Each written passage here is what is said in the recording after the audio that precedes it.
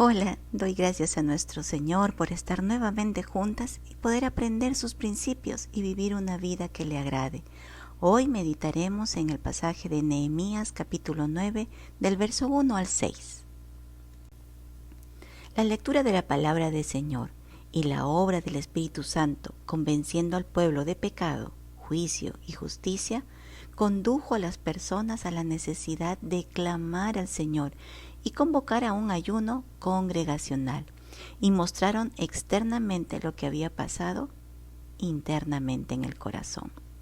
Se vistieron de cilicio, una ropa de tela rústica, de fibra tosca, que tenía como significado el arrepentimiento y dolor, en este caso por su pecado, que al escuchar la lectura de la palabra de Dios se vieron confrontados y con su condición transgresora de la ley de Dios.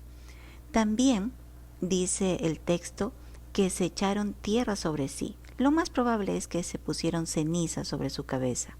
Esta era una costumbre muy judía para momentos de duelo, de suma congoja. Es decir, ellos estaban en quebranto, en humillación y tristeza profunda por haber vivido en contra de la voluntad de Dios. ¿Cómo reaccionamos tú y yo cuando el Señor nos muestra nuestro pecado por medio de su palabra? ¿Nos dolemos? ¿Nos quebrantamos por haber ofendido al Señor?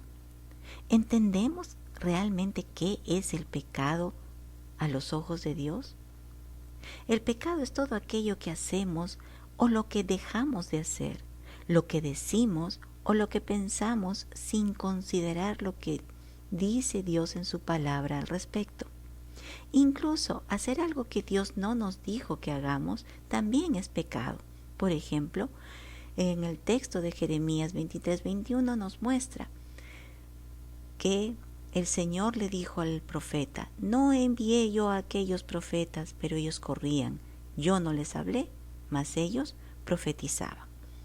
Entonces, ¿cuántas veces nos hemos conducido según nuestros criterios para hacer, pensar o juzgar todas las cosas, haciendo a un lado la palabra de Dios, la guía de su Espíritu Santo? Sí, todo lo que no se somete a las Escrituras es pecado. A veces nos olvidamos que en la vida de cada creyente verdadero vive el Espíritu Santo y que da testimonio a nuestro espíritu y que anhela modelar nuestra mente conforme a la palabra de Dios. Pero nosotros somos muy hábiles en acallar su voz y seguir viviendo sin culpa. Hermanas, pidamos al Señor que nuestro corazón se humille delante de la verdad de su palabra y que nuestros oídos estén atentos a su voz, que nos dé un corazón sumiso para reconocer nuestros pecados y podamos estar a cuentas con Él día a día. Mostrar quebranto de corazón como lo hizo el pueblo al escuchar las Escrituras por boca de Esdras y los levitas es una acción que honra al Señor, pero hacerlo con sinceridad y no de teatro o imitación. En el verso 3 nos muestra que ese día en el que proclamaron ayuno y oración, estuvieron 3 horas leyendo la palabra de Dios y 3 horas confesaron sus pecados, los suyos y los de sus padres, reconociendo que fueron una nación rebelde contra Dios. ¿Cuál fue el pecado más grotesco que encontraron a la luz de la palabra que habían cometido contra su Señor? El unirse a mujeres extranjeras. Si damos una mirada atrás de unos 13 años, podemos ver que Esdras vio este mismo pecado en el pueblo. Dice Esdras capítulo 10, verso del 1 al 2. Mientras oraba Esdras y hacía confesión, llorando y postrándose delante de la casa de Dios, se juntó a él una muy grande multitud de Israel, hombres, mujeres y niños, y lloraba el pueblo amargamente. Entonces respondió Secanías, hijo de Jehiel, de los hijos de Elam, y dijo a Esdras: nosotros hemos pecado contra nuestro Dios, pues tomamos mujeres extranjeras de los pueblos de la tierra. Mas a pesar de esto, aún hay esperanza para Israel. Sí, hermanas, cuanto más conocemos al Señor por medio de su palabra, más aborreceremos el pecado y el dolor será grande cuando le fallemos. Derramar lágrimas por esto es una ofrenda de olor grato ante el trono de nuestro Dios. En este pasaje que acabamos de leer de Esdras, capítulo 10, verso 1 y 2, me encantan, amo las palabras de Secanías cuando confiesa el pecado que habían visto a la luz de las Escrituras, que ni siquiera él propiamente cometió, porque no está en la lista de la siguiente que menciona Esdras, de aquellos infractores de la ley. Pero Secanías dijo, nosotros hemos pecado contra nuestro Dios, pues tomamos mujeres extranjeras de los pueblos de la tierra. Mas a pesar de esto, aún, me encanta esto, aún hay esperanza para Israel. Así es, luego de reconocer que hemos pecado y si ayunamos, buscamos a Dios de corazón, presentándonos delante de Él con corazones contritos y humillados, hay esperanza para el pecador doliente. ¡Qué gracia tan grande nos ofrece el Santo Dios nuestro! Saber que si confesamos nuestro pecado, Él es fiel y justo para perdonarnos y limpiarnos de nuestra maldad. Y Él no hará más memoria de nuestra transgresión. Gloria sea al Señor. Ahora bien, después de la confesión y arrepentimiento, había que tomar decisiones, así como hacía 13 años atrás con Esdras tuvieron que divorciarse de sus esposas paganas. Bueno, ahora con Nehemías, en el tiempo de Nehemías, debían hacerlo aquellos que todavía estaban con estas mujeres. Esdras en el pasado se tardó 3 meses en juzgar cada caso, entendiendo que cada caso era diferente. Podemos inferir que quienes les daban el divorcio era porque las mujeres no querían dejar sus dioses y sus costumbres paganas, puesto que tenemos el caso de Rahab y Ruth, siendo mujeres extranjeras, se convirtieron de sus ídolos al Dios único y verdadero. Por la gracia del Señor, incluso fueron parte de la genealogía de nuestro Señor Jesucristo. Así que debemos entender que Dios no se agrada de la disolución de un matrimonio, sino que aquellas mujeres iban a pervertir las costumbres de Israel y apartar a su descendencia de la fe y obediencia al Dios verdadero. ¿Recuerdan a Salomón? Fueron sus mujeres las que la alejaron tremendamente, terriblemente de su corazón rendido al Señor. Ahora, la desobediencia a los principios de Dios trae consecuencias penosas e involucra a quienes no tienen responsabilidad directa, como serían los hijos. Pero así es la santidad a Jehová. No es cuestión de sentimientos, es cuestión de ser consecuentes con la verdad y obedecerla. Este evento bíblico no nos da sustento hoy para ir aconsejando divorcios a los hermanos que están casados con inconversos. Cuando el apóstol Pablo y el apóstol Pedro hablan acerca del matrimonio mixto, por llamarlo de alguna manera, explican con mayor amplitud el principio visto en el Antiguo Testamento, tanto como en el suceso relatado en Esdras y también en Nehemías.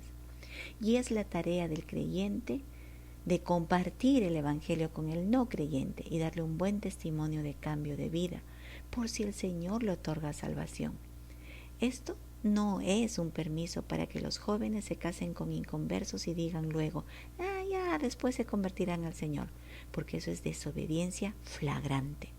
Estamos hablando de personas que siendo casadas conocieron luego al Señor Jesús como su Señor y Salvador.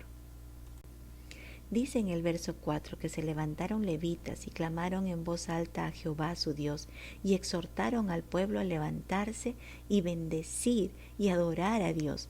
Siempre, siempre una confesión sincera traerá adoración al Señor por su misericordia, por su santidad para con nosotros, como vemos en el verso 5. La iglesia hoy necesita hombres que obren de la misma manera que estos levitas, que amen la palabra y que sean ejemplo de sumisión, gratitud y adoración al Señor. Ora para que tu esposo creyente sea de ese mismo sentir y tenga el mismo corazón sumiso al Señor. ¿Tienes hijos varones? Clama por ellos para que teman al Señor y anden conforme a la palabra de Dios y que sean ejemplo para otros. ¿Tienes hijas? Ora para que guarden su corazón y formen familias cristianas con varones temerosos del Señor, que se sujeten a la palabra para ser ayudas idóneas de sus esposos, para que vivan en santidad. Una iglesia que ora por esto será una iglesia fuerte para la gloria de Dios. Te animo a participar del grupo de oración las mañanas. Te animo a participar del culto de oración en nuestra iglesia.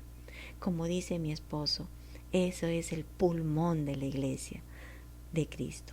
Y claro, tenemos que aprender a movernos bajo la dependencia del Señor.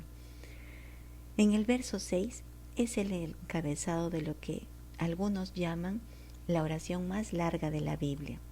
Dice así este verso: Tú solo eres Jehová, tú hiciste los cielos y los cielos de los cielos, con todo tu ejército, la tierra y todo lo que está en ella, los mares y todo lo que hay en ellos, y tú vivificas todas estas cosas, y los ejércitos de los cielos te adoran. Qué ejemplo para nosotras, para aprender a invocar el santo nombre de nuestro Dios. Esta declaración no es meramente poética, no, viene de un corazón que ha reconocido quién es el Señor y quiénes somos nosotros. Nuestras oraciones pueden ser tan irreverentes. Oramos como si le estuviésemos ordenando hacer cosas al chico del mandado. No, así no debe ser. Tenemos que acercarnos ante el trono de la gracia, sí, confiadamente, como dice la Escritura, pero con reverencia, sabiendo que estamos delante de un Dios santo y que no estamos delante de nuestro pata del alma.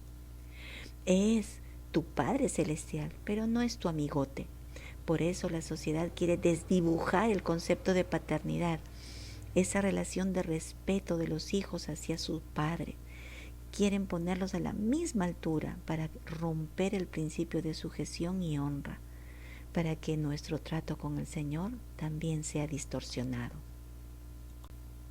En este inicio de oración de los levitas en el verso 6, no que hicieran esto al mismo tiempo los levitas, de hecho se turnaban para dirigirse al Señor, pues todo para el Señor se hace en orden.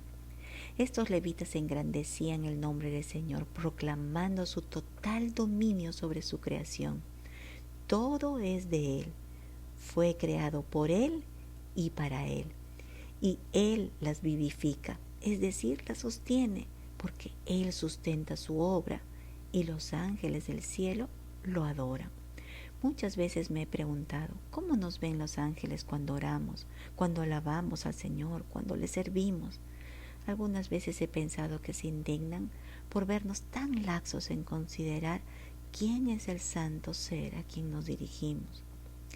El Señor nos ayude a ser conscientes quién es Él, quién es este Dios a quien adoramos. Hasta aquí la lección de hoy. Dios les bendiga. Nos vemos en la próxima.